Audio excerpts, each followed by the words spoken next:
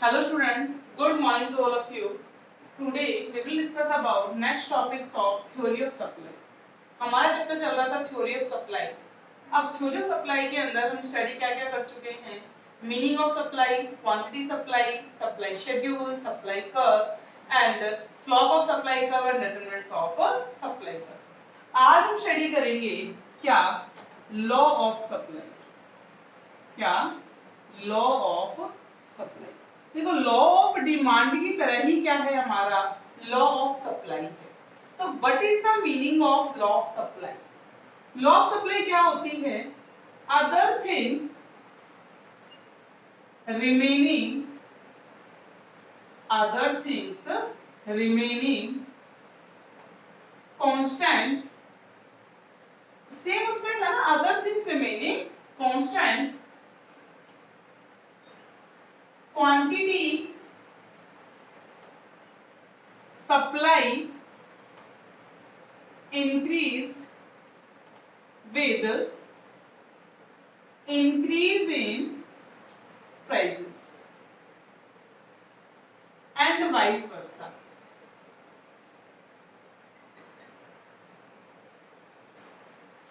हाँ भाई, सेम किसकी डेफिनेशंस थी?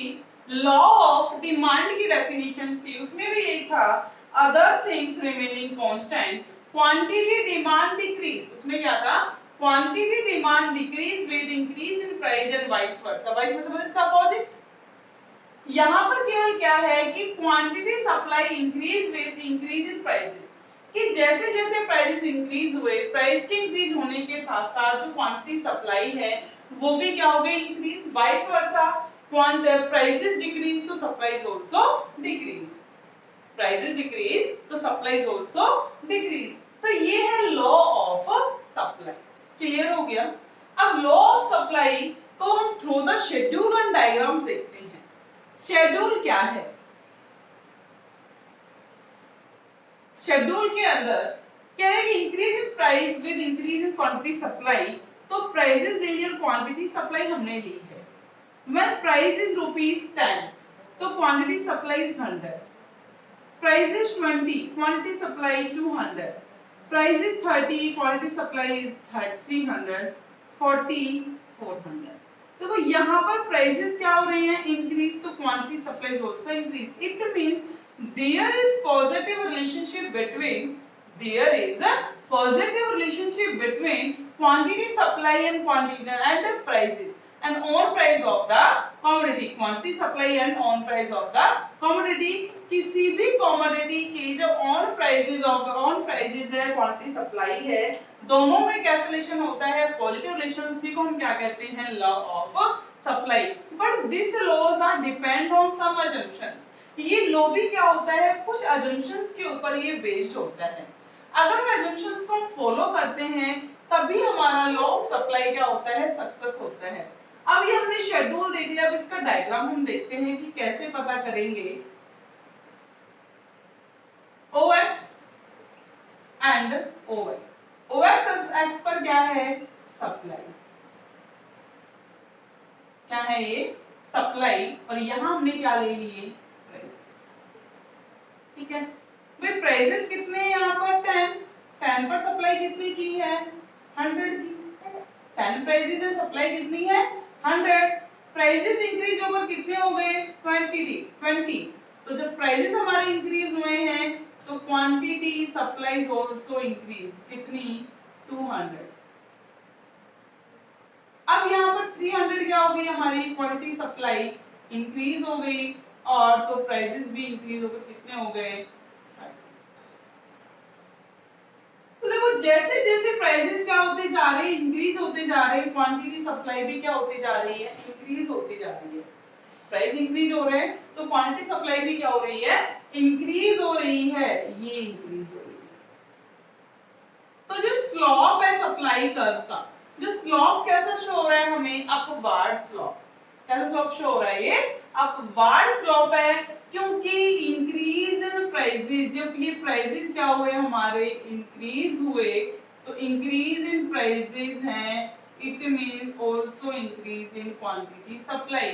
जब प्राइसेस हमारे इंक्रीज हुए तो क्वांटिटी सप्लाई भी क्या हो रही है, increase. It means positive relationship between price and quantity supply is called law of supply. इसी को हम क्या कहते हैं, law of supply. But this laws are depend on some assumptions. जो ये लॉ होता है ये किसके ऊपर डिपेंड होता है, कुछ अजम्पशंस के ऊपर डिपेंड होता है। तो वो अजम्पशंस क्या हैं, तो अजम्पशंस के ऊपर डिपेंड है। अजम्पशंस, अब अजम्पशंस क्या क्या हैं। फर्स्ट, ये माने there is no change in price of related goods. अगर आप ये मानते हो कि जो रिलेटेड गुड्स के प्राइसेस हैं उसमें कोई चेंज नहीं आ रहा है, तभी आपकी क्वांटिटी सप्लाई इंक्रीज होगी with increase in prices, otherwise नहीं होगी। क्योंकि अगर रिलेटेड गुड्स के प्राइसेस में चेंज आ गया, फॉर एग्जांपल कॉफी के प्राइसेस क्या हो जाते हैं, बढ़ जाते हैं, तो ऑन कमोडिटी के प्राइस चाहे कितने भी क्या हो जाओ, कम हो जाए, बढ़ जाओ, तो उसकी क्या नहीं होगी, सप्लाई नहीं होगी। कहता है there is no change in price of related goods, related goods के प्राइसेस में कोई चेंज नहीं आएगा। फिर क्या है, there is no change in goal of the firm, there is no change in goal of the firm, firm के goal में भी कोई चेंज नहीं आना चाहिए। हाँ, गोल जो फर्म का पहले है वो भी गोल रहे। जैसे कि मैंने कल एग्जांपल भी दिया था सेल्स मैक्सिमाइजेशन और प्रॉफिट मैक्सिमाइजेशन का।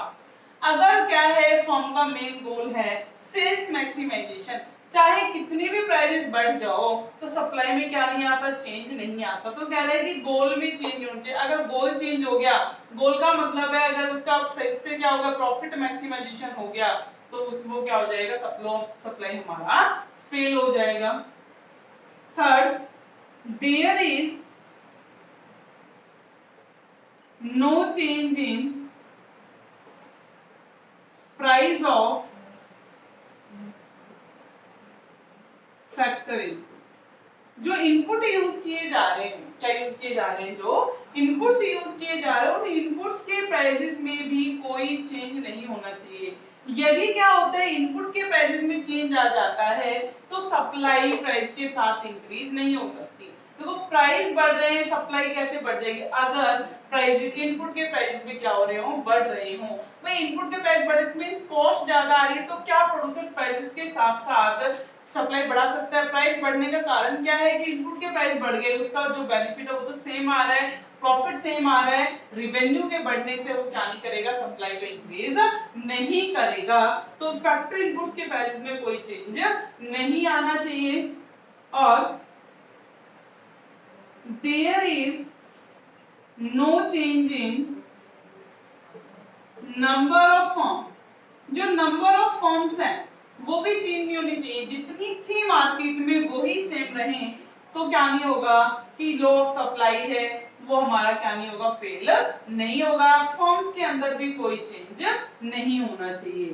फिफ्थ हम कह सकते हैं there is no change in business expectation, कि जो बिजनेस एक्सपेक्टेशंस हैं उसके अंदर में क्या नहीं होना चाहिए, कोई चेंज नहीं आना चाहिए। बिजनेस एक्सपेक्टेशंस वो कैसे होनी चाहिए, सेम। सिक्स हम कह सकते हैं there is no change in government policy, there is no change in government policy, government की जो पॉलिसी है उसमें भी क्या ना आए, कोई भी चेंज ना आए। जो टैक्स है, सब्सिडी है, कैसे रहे, वो सेम ही रहे। ना तो टैक्स में कोई चेंज आना चाहिए, ना ही सब्सिडी में कोई चेंज आना चाहिए। तो प्राइसेस के साथ साथ क्या हो जाएगी, सप्लाई भी इंक्रीज हो जाएगी। तो ये क्या है, कुछ अजम्पशंस। तो देखो यहाँ पर चीज मिसिंग है, जो हमारे पॉइंट था ना पीएक्स, क्या पॉइंट था, px, price of on commodity, वो क्या है, उसमें क्या कहा है कि उसके अंदर वो फिक्स नहीं होना चाहिए। इट मींस कि केवल जो फ्लेक्सिबल होगा, जो चेंजेबल होगा, वो केवल क्या होगा, पीएक्स होगा on price of the commodity होगा। On price of the commodity है, उसके चेंज होने से क्वांटिटी सप्लाई में चेंज आएगा, तभी ये लॉ हमारा सक्सेस हो पाता है। तो ये लॉ ऑफ सप्लाई एंड इसकी क्या है, ये कुछ अजम्पशंस हैं। क्लियर हो गया। अब इसकी कुछ एक्सपेक्टेशंस भी, एक्सेप्शंस भी, अपवाद भी हैं जहां ये लॉ ऑफ सप्लाई क्या हो जाता है, फेल हो जाता है। तो हम क्या करते हैं, एक्सेप्शंस के बारे में स्टडी करते हैं।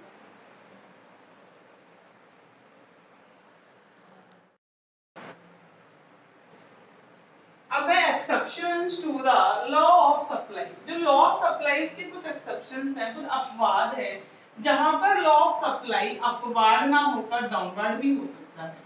हमने कहा ना अपवाद होता है, जैसे कि डिमांड की एक्सेप्शंस थी, सेम किसकी हैं, अब यहाँ पर ये सप्लाई की है। क्या एक्सेप्शंस है, सबसे पहले है एग्रीकल्चरल आउटपुट। क्या है, एग्रीकल्चरल आउटपुट।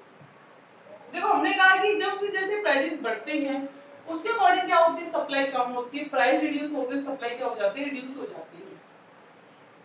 बट ऐसा एग्रीकल्चर आउटपुट में नहीं होता, ऐसा एग्रीकल्चर आउटपुट में नहीं होता। हम ये कहें कि जो नवंबर दिसंबर का टाइम होता है उस टाइम ना वीट के प्राइसेस बहुत ज्यादा हाइक हो जाते हैं, ऊंचे हो जाते हैं, ऊंचाई पे छूने लग जाते हैं, मतलब बहुत ज्यादा बढ़ जाते हैं प्राइसेस। क्या नवंबर और दिसंबर के अंदर क्या कोई भी फार्मर वीट की सप्लाई कर सकता है, पॉसिबल नहीं है। उस टाइम चाहे कितने भी प्राइसेस बढ़ जाओ, कोई भी फार्मर क्या नहीं कर सकता, जितना स्टॉक अवेलेबल, देखो जितना स्टॉक अवेलेबल है उतनी वो सप्लाई कर देगा, बट उसी टाइम प्रोडक्शंस कर कर तो क्या नहीं कर सकता, सप्लाई नहीं कर सकता। या फिर कोई और आउटपुट आप ले लो, राइस का, मतलब ऑफ सीजन के अंदर ऑटोमेटिकली होता है कि प्राइस बढ़ जाते हैं। क्या ऑफ सीजन के अंदर उस प्रोडक्ट की मार्केट में सप्लाई की जा सकती है, पॉसिबल नहीं है। दूसरा, आफ्टर हार्वेस्टिंग प्रोड्यूसर्स के पास, फार्मर के पास बहुत ज्यादा क्या होता है, व्हीट होता है, राइस होता है, उस टाइम प्राइस डाउन चले जाते हैं। तो क्या प्राइस डाउन होने पर सप्लाई भी डाउन हो जाती है, जितनी सप्लाई है, जितना उनके पास क्या है टोटल फार्मिंग प्रोडक्ट है, वो क्या करेंगे, मार्केट में सेल करेंगे। तो जो लॉ ऑफ सप्लाई है ये तो क्या हो गया, सिचुएशन में फेल हो गया। इस सिचुएशन में क्या हो गया, फेल, क्योंकि ना तो प्राइसेस के साथ साथ सप्लाई बढ़ा सकते हैं और ना प्राइसेस के कम होने के साथ साथ सप्लाई को भी क्या कर सकते हैं, कम कर सकते हैं। तो एग्रीकल्चर आउटपुट के अंदर लॉ ऑफ सप्लाई क्या रहेगा, फेल होगा। दूसरा, गुड्स ऑफ सोशल डिस्टिंक्शंस। जो गुड्स कैसे हैं, सोशल डिस्टिंक्शंस के हैं, जो हमारी सामाजिक प्रतिष्ठा के हैं। For example Taj, red fort. देखो अगर क्या होता है कि इनके प्राइस बढ़ाते जाए, तो कोई हमसे कहता है कि भाई ताज है और कितने प्राइस आपको मिल जाएंगे, तो क्या हम ऐसा सिमिलर दूसरा ताज रेडी कर सकते हैं, सिमिलर ऐसा ही एक ताज बना सकते हैं उनके लिए? अब तो कुछ जिस पर्सन ने बनाया वो तो नहीं आएगा। रेड फोर्ट है, या हम ये कहें जो इंडिया के पास जो 7 अजूबे हैं, क्या उनके अगर प्राइस बढ़ जाए तो क्या 7 से 14 अजूबे बना सकते हैं, पॉसिबल नहीं है। तो जो चीजें सोशल डिस्टिंक्शंस की हैं वो प्राइस के साथ साथ उनकी सप्लाई भी इंक्रीज नहीं हो सकती। तो इस सिचुएशन में भी जो सप्लाई कर्व है वो हमारा कैसे होगा, अपवार्ड होगा। और जो सॉरी हम ये भी कह सकते हैं जो लॉ ऑफ सप्लाई है वो क्या हो सकता है, फेल हो सकता है। अब है पेरिसेबल गुड्स। पेरिसेबल गुड्स कौन से होते हैं कि those goods which are perish for some few times, कुछ ही टाइम बाद वो क्या हो जाते हैं, एकदम पेरिश हो जाते हैं, खराब हो जाते हैं। फॉर एग्जांपल फ्रूट्स हैं, वेजिटेबल्स हैं, मिल्क हैं। अगर क्या होता है कि आपके पास क्या है कि भाई एक शॉपकीपर है, उसके पास बहुत ज्यादा फ्रूट्स हैं, वेजिटेबल्स हैं, मार्केट में क्या बढ़ गए, प्राइसेस बढ़ गए।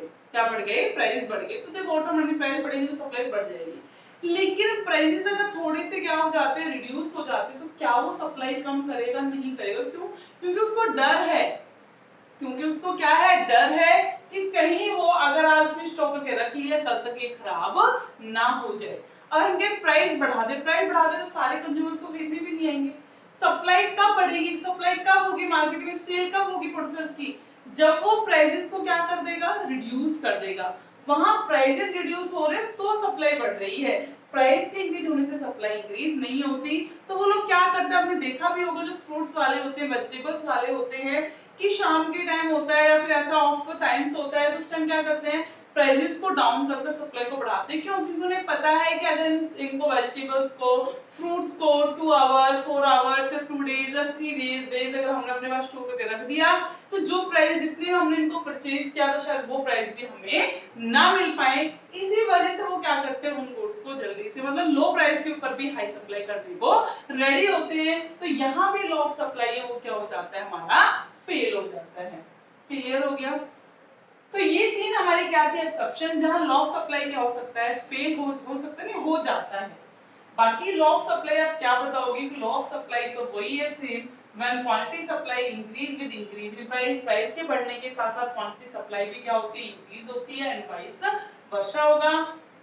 एक्सेप्शंस हो गई। तो आज हमने स्टडी किया लॉ ऑफ सप्लाई क्या है, इसको through the schedule and diagram he explain करना है, चाहे ये क्वेश्चन आपका 3 मार्क्स में आता है 4 मार्क्स में आता है, हमेशा लॉ ऑफ सप्लाई को मीनिंग, अजम्पशंस, उसके बाद उसका शेड्यूल और डायग्राम के थ्रू एक्सप्लेन किया जाता है और एक्सेप्शंस अगर पूछी जाए तो ही आप क्या करोगे उनको एक्सप्लेन करोगे। क्लियर हो गया आपको सभी को? 11th क्लास अगर स्टूडेंट्स किसी को कोई भी प्रॉब्लम होती है तो प्लीज बेटा कॉल के थ्रू मैसेज के थ्रू आप अपनी प्रॉब्लम्स को सॉल्व कराइए और बार बार पूछिए। क्लियर हो गया?